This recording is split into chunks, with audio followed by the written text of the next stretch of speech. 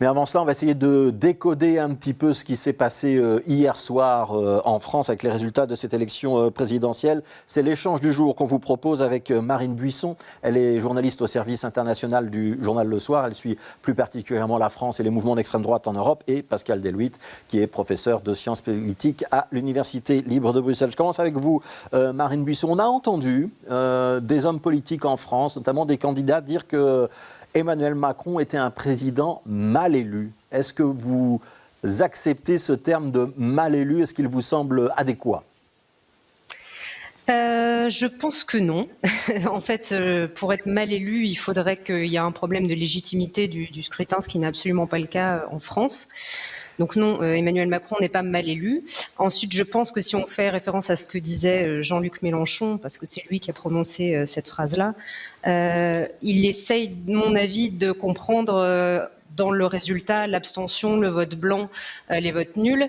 Mais même si on prend en compte tous ces paramètres-là, Emmanuel Macron est encore pas celui qui, de tous les présidents de la 5e, comme Jean-Luc Mélenchon l'avance, qui est le plus mal élu, entre guillemets. Je pense qu'il va avoir un problème de légitimité, entre guillemets, parce que il y a toute une frange de l'électorat français qui a voté pour lui, mais plus par défaut, en faisant des barrages. Et donc c'est cet électorat-là qu'il va falloir convaincre et essayer d'aller draguer un petit peu. Ouais. Je pose la même question à Pascal Deluitte. Est-ce qu'il y a un problème de légitimité ou est-ce que le score, ces 5 millions de voix d'écart, font d'Emmanuel Macron un président tout à fait légitime? Et est-ce qu'on peut comprendre, j'anticipe la question un petit peu suivante, est-ce qu'on peut comprendre cette forme de rejet, cette forme d'essoufflement démocratique, peut-être cette forme de colère aussi que certains Français ont préféré exprimer en ne se rendant pas aux urnes? Il n'y a pas de problème de légitimité. Toutes les règles des institutions et du régime ont été respectées et Emmanuel Macron a gagné dans les formes et dans le fond de l'élection présidentielle. Après, bien évidemment, il y a un problème lié déjà à la nature bipolaire, c'est-à-dire que par définition, vous avez plusieurs candidats au premier tour. Alors, on a un petit souci avec la liaison avec Pascal Deluitte. Je vais retourner... De ne pas être au deuxième tour. Donc, il y a ce problème-là qui se pose d'emblée. Mais, bien sûr, avec 2 fois d'affilée une candidate d'extrême droite, on peut comprendre qu'un certain nombre d'électeurs, en particulier des électeurs et des électrices de gauche, soit aient voté blanc ou nul, soit se sont abstenus ou aient voté avec une certaine résignation en faveur d'Emmanuel Macron. Mais ça n'entache pas la légitimité de l'élection et de l'élection d'Emmanuel Macron. Ouais. Est-ce qu'on peut interpréter les votes blancs, les votes nuls et les abstentions comme un phénomène de rejet de la politique ou est-ce que c'est un phénomène passager? Est-ce qu'on est dans des étiages très hauts sur ce genre de vote, Pascal Deluitte, ou est-ce que ce sont des chiffres à peu près conformes à ceux qu'on connaît d'habitude? Alors, au niveau de l'abstention, on est dans un étiage relativement élevé pour les élections présidentielles françaises. Il faut être prudent dans l'évaluation de l'abstention parce que vous avez des abstentionnistes de condition, notamment les personnes âgées qui traditionnellement, au-delà de 75 ans, vont beaucoup moins voter. Et puis vous pouvez avoir des abstentionnistes volontaires, c'est-à-dire je ne souhaite pas aller au scrutin. Et au niveau des votes blancs et nuls, on est à un niveau relativement élevé. Néanmoins, il est moins élevé qu'à l'élection de 2017. Alors, je retourne chez Marine Buisson. Est-ce qu'aujourd'hui, on a 2 France? La France qui vote Macron, la France qui vote Le Pen, et la France qui est plutôt rurale en faveur de la candidate du Rassemblement national, et puis une France urbaine qui choisit plutôt soit Emmanuel Macron, soit Jean-Luc Mélenchon au premier tour. Et comment est-ce qu'on explique ce qui s'est passé dans les dom-toms, quand même, où Marine Le Pen est arrivée nettement en tête? Déjà, ce qu'on peut dire, c'est que Emmanuel Macron, il récupère un pays qui est très polarisé. C'était une tendance qui était déjà perceptible en 2017. On a un peu la France qui va bien, celle des grandes villes qui avait voté massivement pour Emmanuel Macron, et en miroir, celle qui souffre dans les zones périphériques défavorisées et qui, elle, avait opté pour Marine Le Pen. Ça se redessine encore là-dedans, un petit peu dans ce résultat-là. Et vis-à-vis des dom-toms, effectivement, ça peut paraître étonnant. Je pense qu'il ne faut pas donner une importance cruciale à ce résultat-là. Ça représente à peu près 4% de l'électorat. Mais c'est étonnant parce que c'est des territoires où la gauche de Mélenchon avait fait de très bons scores au premier tour.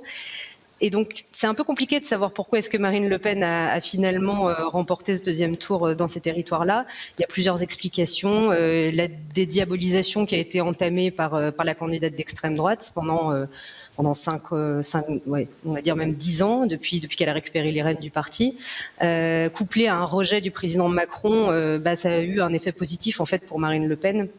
Il y a d'autres choses qui pourraient où on pourrait comprendre une espèce d'engouement. C'est un peu la seule à avoir évoqué les Outre-mer, notamment durant le débat, lors de ses derniers meetings, notamment à Arras.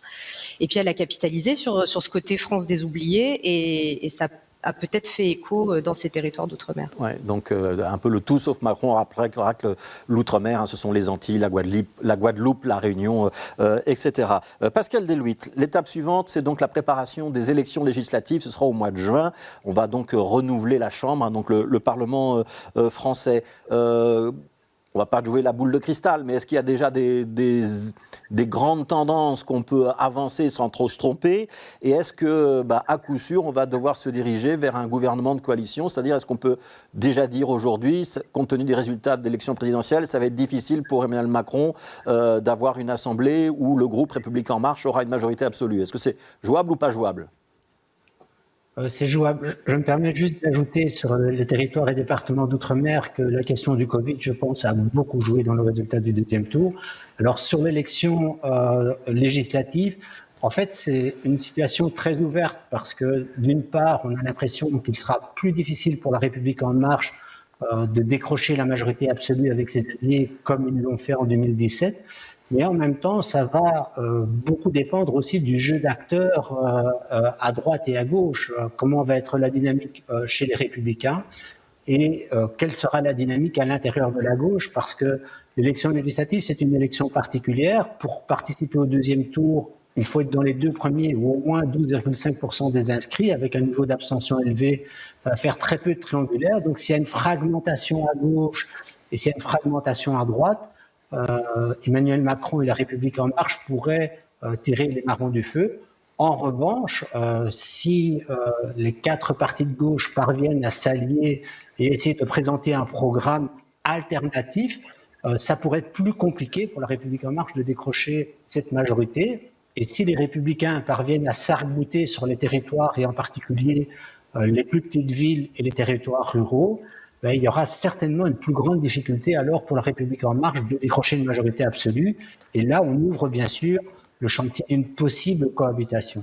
Ouais, Marine Buisson, on a entendu les déclarations de Jean-Luc Mélenchon disant qu'il appelait les Français à l'élire Premier ministre. Alors on n'élit pas le Premier ministre, c'est le président qui le choisit, mais c'est une formule pour galvaniser ses troupes et essayer de se placer dans une situation un petit peu incontournable. Est-ce que vous y croyez à cette alliance des partis de gauche que Pascal Deluitte vient de mentionner? Est-ce que c'est une hypothèse qui est réellement sur la table? Est-ce qu'on peut imaginer que la France Insoumise, le Parti Socialiste, le Parti Communiste, les Verts puissent travailler ensemble à des candidatures communes? En tout cas, ce qui est certain, c'est que les partis traditionnels, en tout cas le Parti socialiste, le Parti communiste, ils sont évidemment, ils sont un peu dépendants de la France Insoumise et de Jean-Luc Mélenchon. En tout cas, des très bons résultats, vu le très bon résultat qui a été fait à la présidentielle.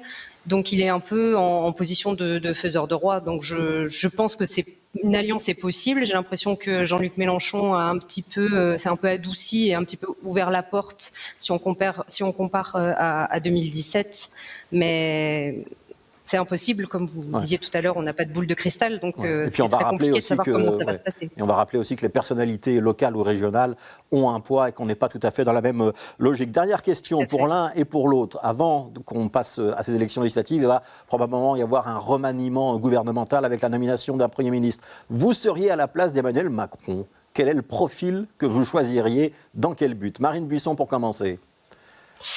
Je pense qu'en tout cas, Macron a annoncé qu'il pourrait y avoir une semaine de transition. Mais donc l'idéal pour envoyer de bons signaux à la gauche avant les législatives, ce serait de choisir une femme, plutôt de gauche, et loyale comme Jean Castex. Après, c'est un petit peu compliqué de désigner une personne. On ne sait pas si mais donc là, même ce profil existe, mais on a un profil, quoi. Alors, Pascal Deluitte, est-ce que c'est le même profil ou est-ce que c'est un profil différent? C'est partiellement le même profil, c'est-à-dire je crois que ce serait aussi une bonne idée de choisir une femme à Matignon.